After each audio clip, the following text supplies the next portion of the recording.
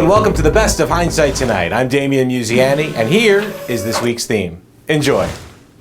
Leading off, today is the vernal equinox in the northern hemisphere, signaling the start of spring, but it's more like summer in the Arctic and Antarctic, where a heat wave has taken over at both poles. Weather stations in Antarctica reported temperatures at 70 degrees above normal, which sounds really hot, but the big picture is that it's still just 10 degrees Fahrenheit, which is still bone-rattlingly cold.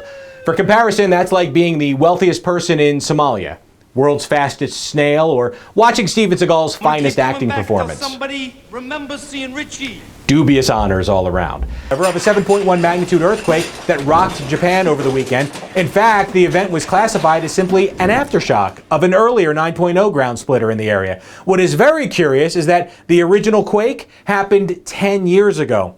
Remember this rump shaker? That was the infamous Fukushima nuclear plant disaster of 2011. Now this really changes the game. If you can blame a current event as just an aftershock from years ago, then maybe we can use that excuse for other actions. For example, Melania Trump can now say that her plagiarized RNC speech was just an aftershock of Michelle Obama's from 8 years prior.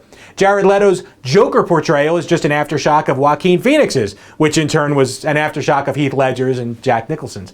Now, I know, what's with the Batman references today, right? Or how about that new god-awful adaptation of Stephen King's The Stand? That's just an aftershock of, I don't know, every horror cash grab reboot on the planet. Even the aftershock drink itself is just an aftershock of Goldschlager, really, if you think about it. Longyearbyen is not only the northernmost town in the world, it is the fastest warming as well. It's winter, it's 13 degrees hotter there today than 50 years ago.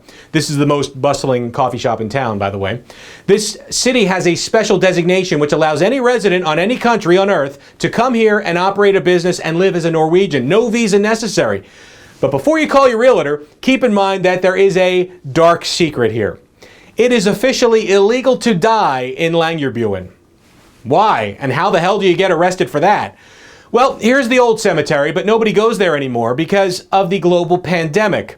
No, not the coronavirus pandemic. We mean the influenza pandemic of 1918. You see, lots of residents buried here caught that deadly strand of flu, and because they were buried in permafrost, their bodies have not decomposed, and the virus is probably still very much alive underground, waiting for global warming to make life even more interesting for all of us here on Earth. And guess what? That permafrost is melting. Our advice, forget moving to the poles and invest in buying a pair instead for your feet. And that's your news. Please like and subscribe, and I'll see you next week with Fresh Hindsight.